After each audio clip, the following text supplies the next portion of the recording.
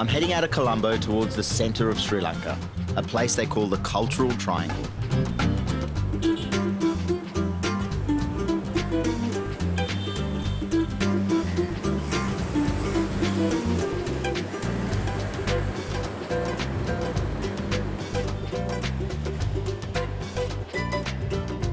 About 3 hours northeast of Colombo is a bunch of roadside shops.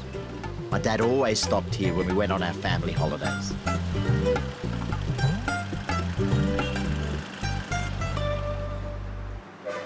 This place here in Kuruvita has been here for centuries, and they make the best tea with jaggery. This is basically palm sugar, and to eat this and have a sip of the tea at the same time does two things. Firstly, tastes damn good.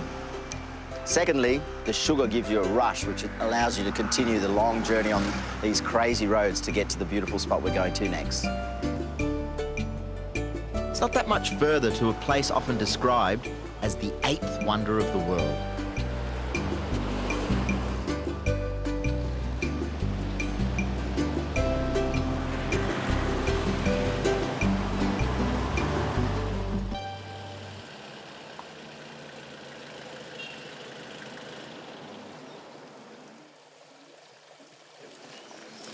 This is Sigiriya, a palace fort built 1,500 years ago by King Kasyapa.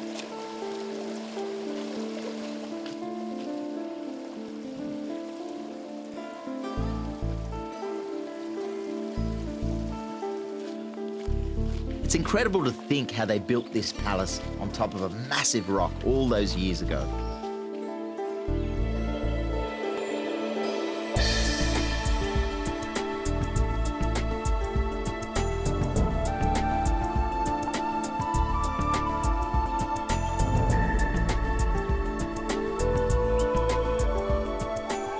As much as I'd love to cook in the palace, I'm not allowed. Sigiriya is a sacred site, but I am allowed to cook on the rock next door, Pitarangala. I found an ancient recipe book from the kings, and it's got a great recipe for wild fowl. The wild fowl has been replaced with chicken because it's the national animal of the country, and I thought I'd better not use that. Cut the chicken through the bones. So basically, I've got 5 pieces. I need onions sliced.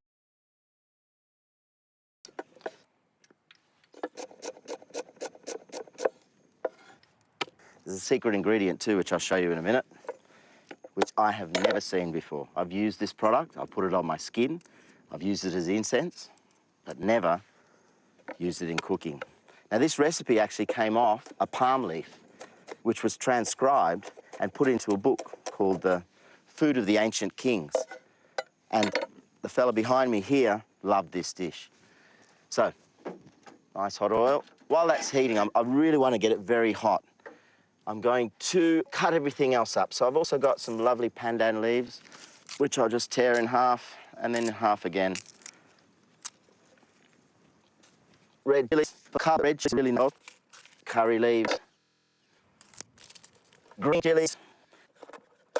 It's a hot curry. So now while the chat's heating, I'm actually marinating all the spices in all the dry spices, because that gives it a really nice taste. And when you fry it, it coats it in the spices. We'll use spices again. Firstly, chili powder, lots of it, some mustard, and black pepper. Also some salt.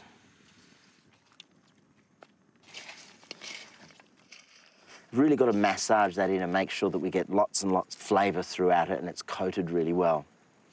Now I've got to do one more thing. I've got this is the pestle. So I've cleaned a little space, get really traditional here. Got some beautiful fresh turmeric.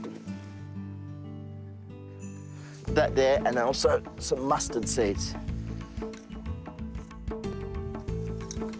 And then just a little bit of water.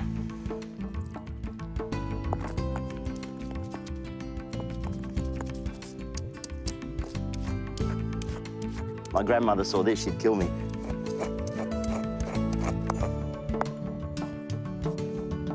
So this little paste will come in very handy a little bit later. Put that there. Now, secret ingredient, sandalwood. And I'm presuming that if I heat it enough in the sauce, the oil will come out and it'll give it a beautiful fragrance, which makes this curry totally different.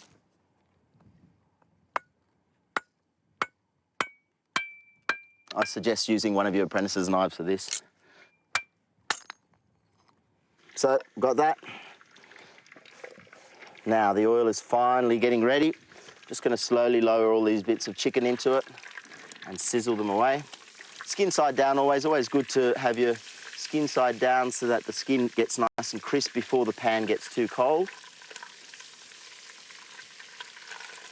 The chicken's now just starting to get a wonderful colour on one side. So what I'm going to do, I'm just going to let it cook a little bit more. It's a little bit tough, this thing. I think that's why curries were invented. I'm going to put another pot on here, move this over, and what we'll do is we'll start the gravy.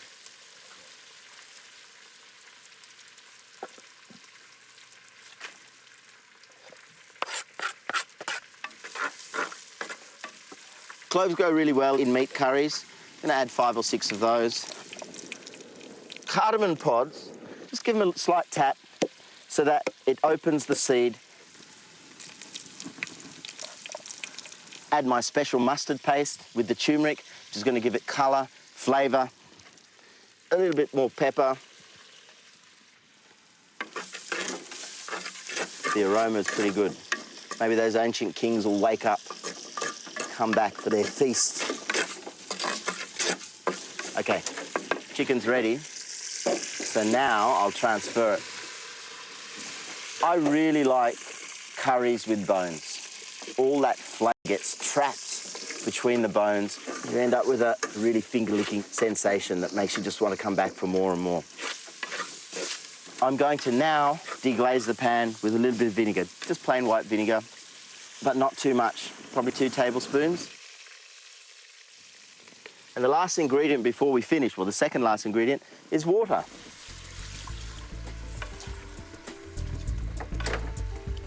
I don't know when to put the sandalwood in. I'm going to chuck it in now. Maybe we'll tenderise it, make a mistake and maybe think it's a piece of chicken. And my last stage is some nice, thick, first extract of coconut cream. Now what that's going to do is just bring it together and make it so wonderfully rich. Bring it to the boil, let it combine, and then serve it. The sandalwood added a subtle flavour to this curry, but it made all the difference. This inland region of Sri Lanka is referred to as the food bowl because 65% of the country's veggies are grown around here. I'm off to meet a farming family who live on the edge of the jungle. These guys do it tough. Herds of wild elephants and gangs of monkeys are constantly attacking their crops, which means they have to live in tree houses to keep watch.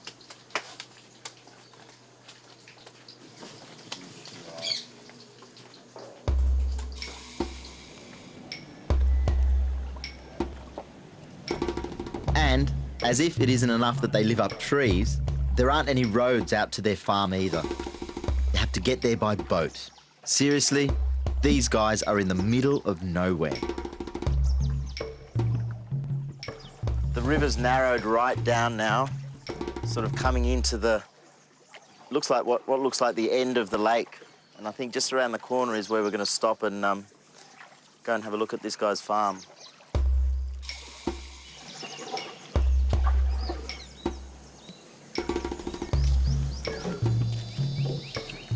It's a bit full on being met by a guy with a rifle over his shoulder, but I'm assured that it only fires blanks. He uses it to scare away the elephants and monkeys. How you going? Nice to meet you. Can we see your farm?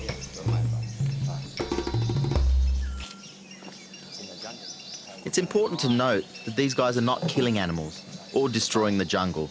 They are literally living on the edge. With the virgin jungle behind him, this man has about 7 or 8 vegetables that he grows and fruits in a very small area. Pretty much subsistence farming, but do you take to market? Yeah, market. Yeah? Dambula market. To Dambula market, right. There's Monkey eat. monkey. Monkey. There's corn lying around. It looks like someone's had a dinner party here. There's like Looks like a human being's eating them. It's all chewed like a boy's been in here eating it. Come on, let's go cook.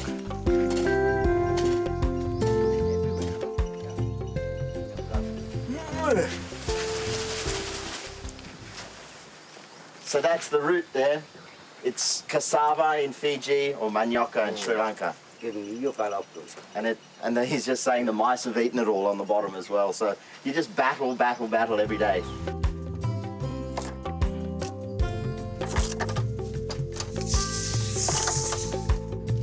This feast of long bean curry, wing beans and a lentil curry is, as always, built around a starch.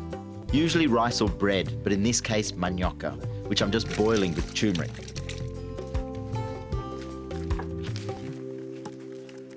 And something that I've just learnt as well is that not to put a lid on it. Because if you do, like an apple, when you cook it, it'll just sort of explode. So we want to keep it whole. But I do remember that if you breathe too much smoke, you probably get cancer. And also, stay. That once you have cooked it, drain all the liquid off and then put a lid on it. And it's like, you know, potatoes or anything, it takes away all the moisture and then makes them fluff up. So they don't want to explode, they want to be fluffy.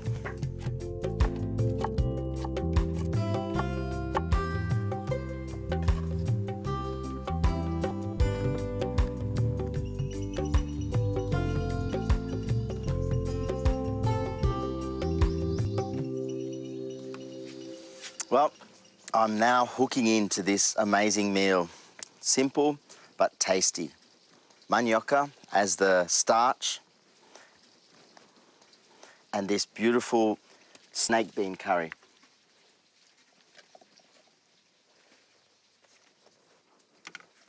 Meal fit for a king. The manioka is soft the way I like it, quite silky in texture, and has a really earthy, beautiful flavour which will go with all the rest of it.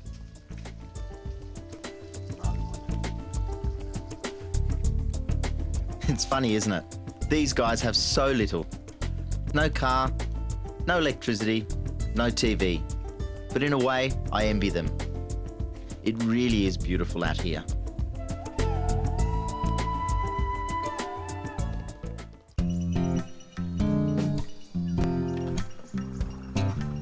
This is Lake Habarana, 25 acres of fresh water, full of fish.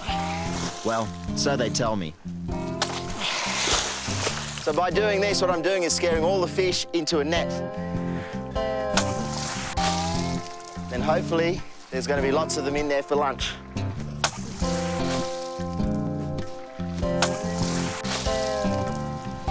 Apparently we've just pushed one into the net, so there's the entree.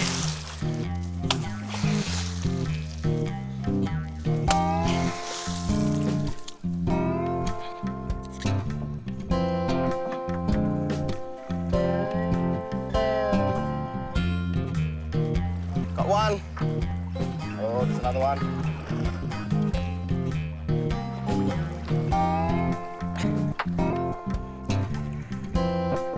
And a big one. Blackfish. So, Susantha, you like working here on the lake? Yes, I know. Oh, that's what I think too. He's leaning against the tree.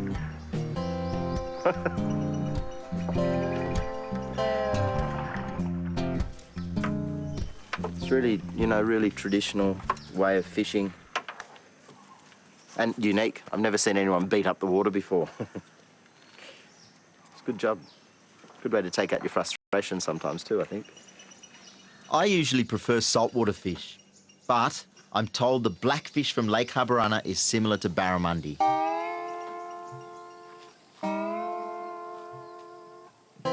I'm going to cook a classic Sri Lankan dish in my own way.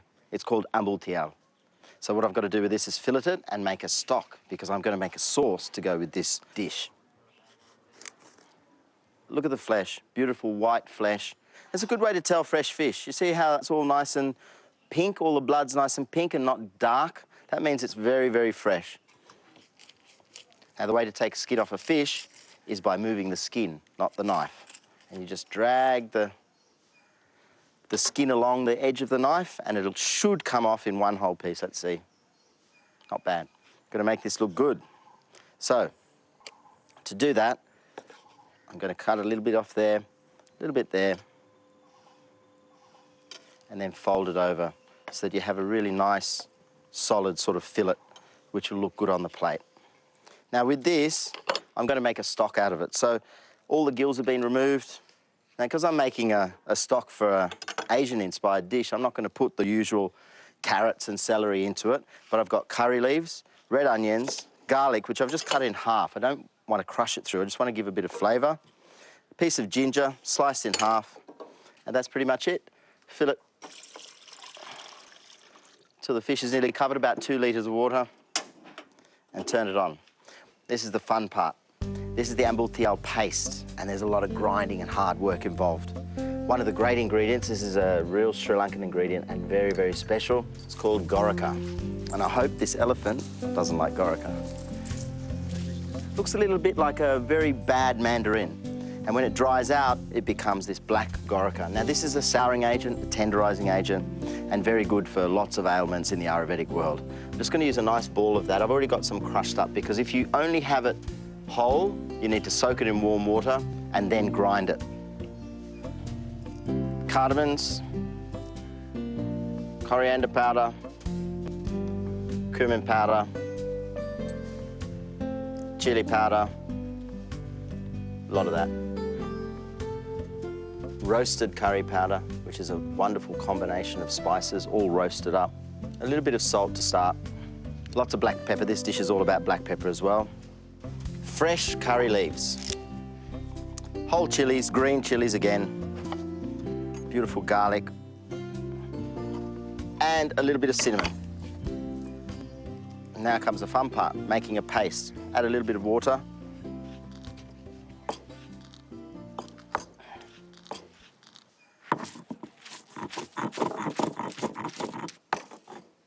I remember my grandmother had this motion. It's like something like that. Practice, practice, practice. All right. Now, I've got this into a really nice paste because I'm going to use it as a sauce on the top, so it's got to be nice and smooth. I'm going to start cooking the gravy. Ghee's getting nice and hot, and my combination of spices is going in.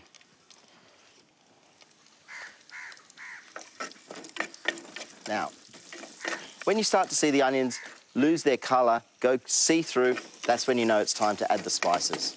Chili powder, coriander, cumin, just a bit of black pepper, again for heat and flavour. Now this gorica paste that I've talked about, this is going to make it, every time I talk about this or think about it, my mouth waters, but this is going to make it sour and give it a really nice flavour and also thicken it a little bit. And uluhal, or fenugreek.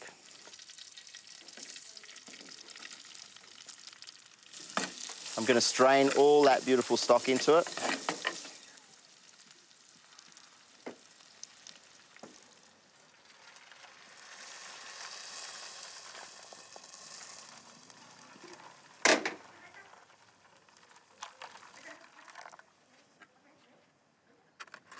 And I'm going to strain this. Sun's coming out for the end of the dish. Perfect. A little bit of salt. So, again, all those flavours, I've made use of all the flavours from those ingredients. And that's really all I want. Tap it through. And now I have to treat my gorica paste. So I'm taking a spoonful of the fish gravy and I'm going to make this paste a little bit more pliable. Pan's nice and hot, just some oil. I never season my fish, I always season the pan. So just a little bit of salt in the pan. Now,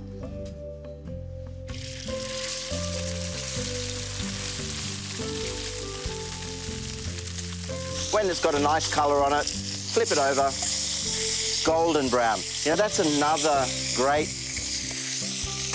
testament to fresh fish. Now the paste. So I'm brushing the ambultial paste on top of the fish. To stop the frying, add some of this gravy.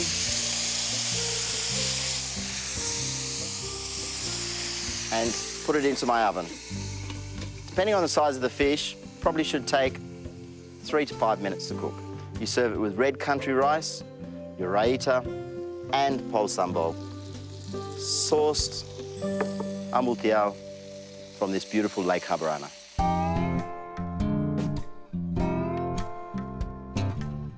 Not everyone around here can afford a boat, so they go fishing on the lake in inner tubes. Which means, of course, I have to give it a shot.